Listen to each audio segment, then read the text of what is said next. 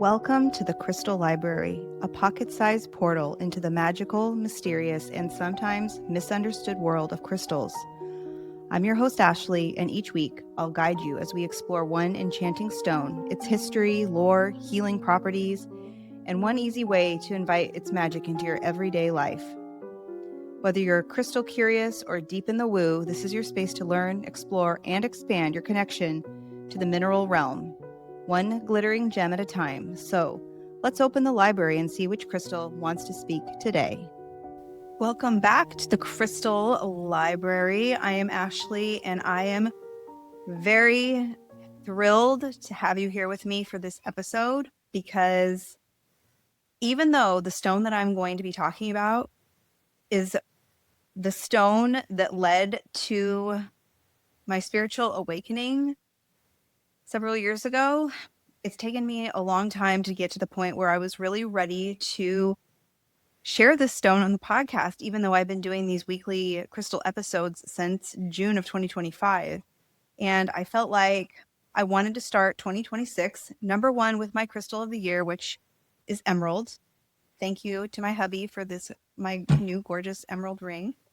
Sorry, I was laughing today. My friend was over and I was like, oh, excuse me. Oh, do you notice how beautiful my ring is? La, la, la. Because I don't really own any fancy jewelry other than my wedding ring and stuff. I don't have fancy earrings. I mean, these are kind of fancy, my lapis earrings that I have in tonight. But I'm not a fancy jewelry kind of gal. I love jewelry, but for the most part, none of it is super fancy. I don't know.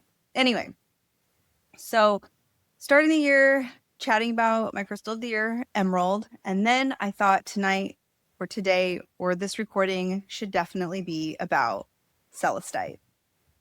Celestite is, I would consider Celestite what I would call my touchstone crystal, because it's the stone that I always go back to, no matter what situation is going on. However I'm feeling, Celestite is the one that always grounds me, that always brings me back to that time when I was going through a spiritual awakening. And I feel like it's just a stone that's always going to be with me from now until the future. So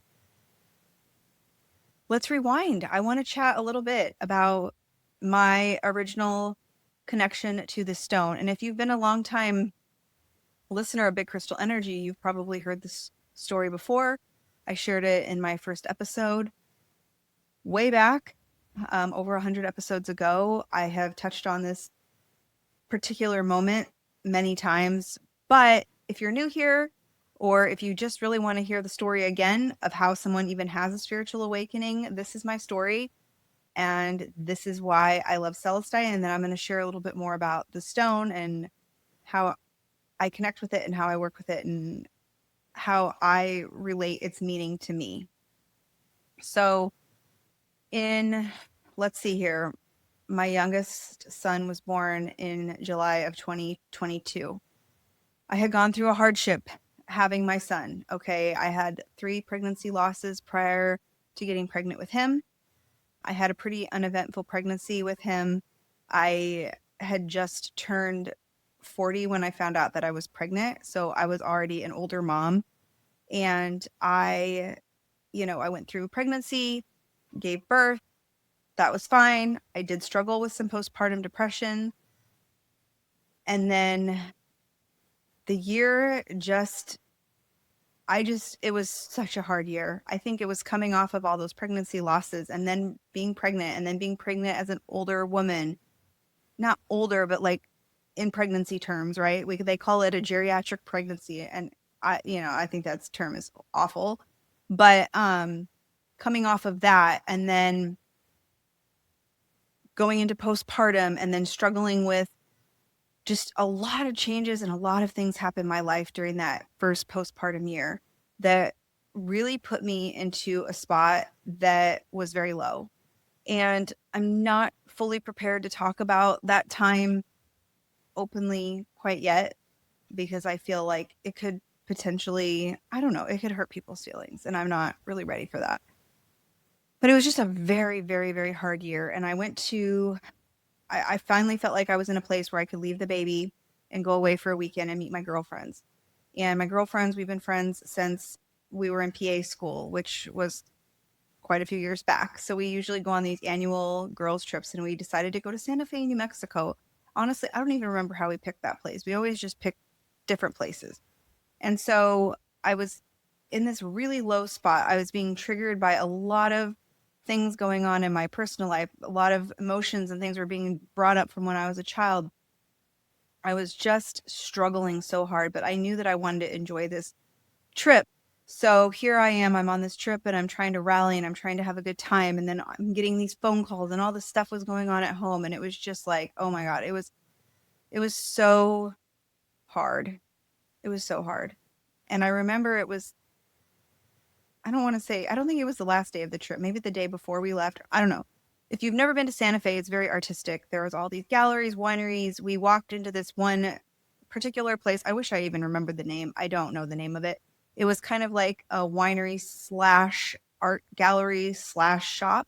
And we had walked into this one room and there was this bowl of all these different beautiful pieces of celestite in this bowl. And so myself and two of my girlfriends, we each picked a piece of celestite and I was like, oh my gosh, I need this stone. And I remember it was like $25 or $30. And I was like, oh my gosh, that's a lot of money to be spending on a crystal. But for some reason, I felt like I needed it. And so I got it and I did not really expect it to lead to anything. But I also had gotten some Palo Santo on that trip at this beautiful spa place up in the, I don't know, it was like this magical spa that we went to. And I bought some Palo Santo and I had never had Palo Santo before. And so here I had my Palo Santo, my Celestite crystal. I didn't even know that it was called Celestite. I knew nothing about it. I just knew that it was blue. I knew that it felt magical. I knew that it felt calming and that I needed it. And so our girls' trip ended. We had a beautiful time. I went back home and I went back into this difficult, challenging situation. And I just, every night, I would come home and I would hide up in my room and I would burn this Palo Santo, not with the baby around me, not with my kids around, but I would cleanse my bedroom and I'd burn the Palo Santo and I had my Celestite crystal. And I just remember feeling like something has to change. Something has to change. I need my life to change. Like I have everything in my life that I could possibly want. Why am I not happy? Why am I miserable? Why are all these feelings of like things that I had gone through when I was a kid? Why are they coming to the surface? Why is everything bubbling up? Like I'm just, my husband and I were fighting every day. It was awful. And I was still trying to work full time and just manage a lot of things. And, you know, and I think it was a remembering. Something started clicking like a remembering because I have always loved crystals. I used to collect crystals when I was younger, back when I was in college. I used to really be into fairies and fairy lore and just everything magical. I was very immersed in all of that while I was younger. I mean, I have fairy wings tattooed on my back. Like a full set, guys, a full set of fairy wings on my back.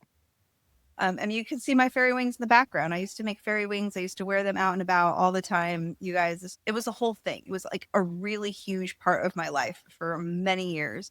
And so it's not like all of this stuff was completely new. It's just that I hadn't been immersed in it for such a long time because life had taken over and I was working as a physician assistant. And I didn't think that you could be mystical and medical and you how can you do all of these things and are people are going to take you seriously? And you know, I had worked so hard all these years for people to take me seriously and trust me as a medical provider. And I struggled with a lot of these things. And I never really felt I always wanted to be spiritual, but I never felt religious and I never felt connected when I went to church. And I just, it was so many things going on. And so eventually we ended up needing to hire a nanny.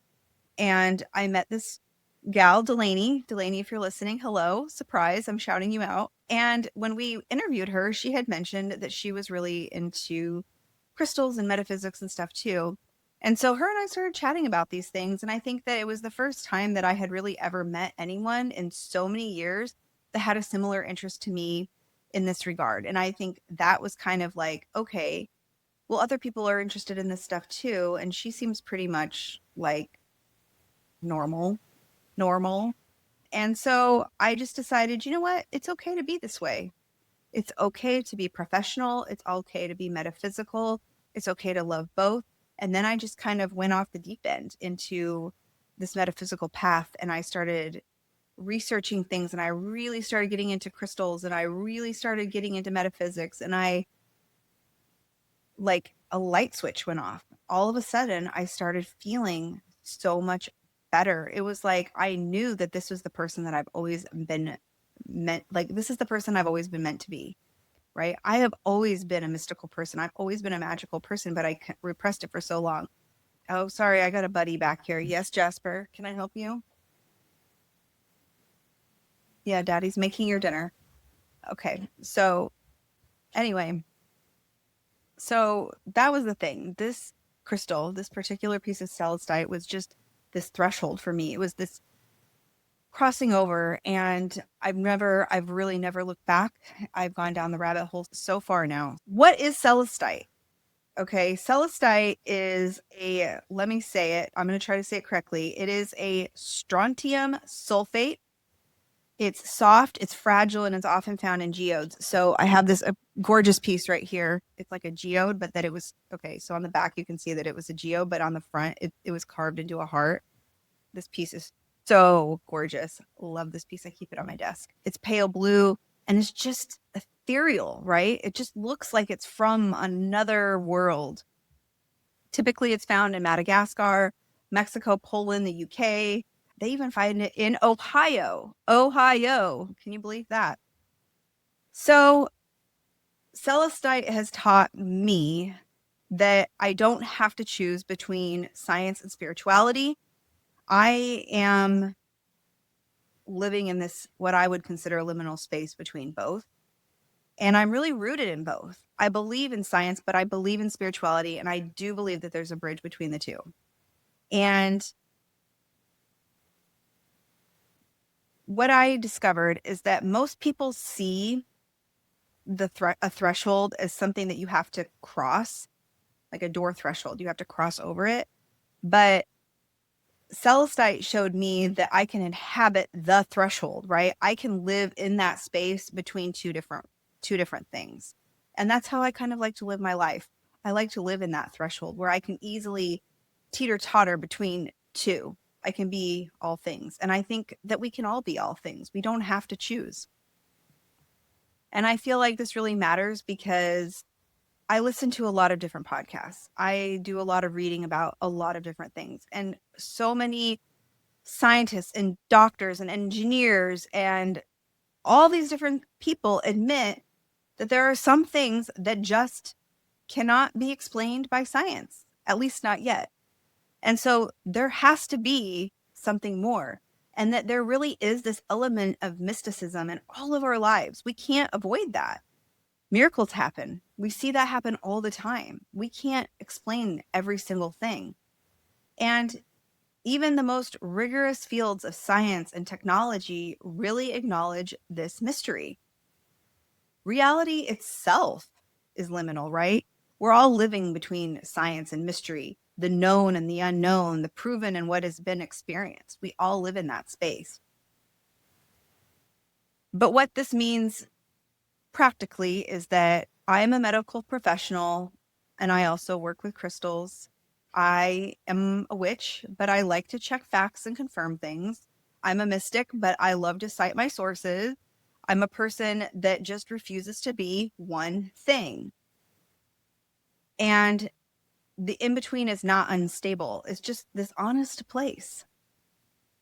And when you're trying to cross the threshold, like we need to realize that we don't always need to cross the threshold. It's okay to live within it. And we have to stop asking permission to be all of who we are. We are just allowed to be who we are, and nobody can tell us whether that's right or wrong. Only we can decide what's right for us. So how do I work with Celestite now? For me, it is my touchstone crystal.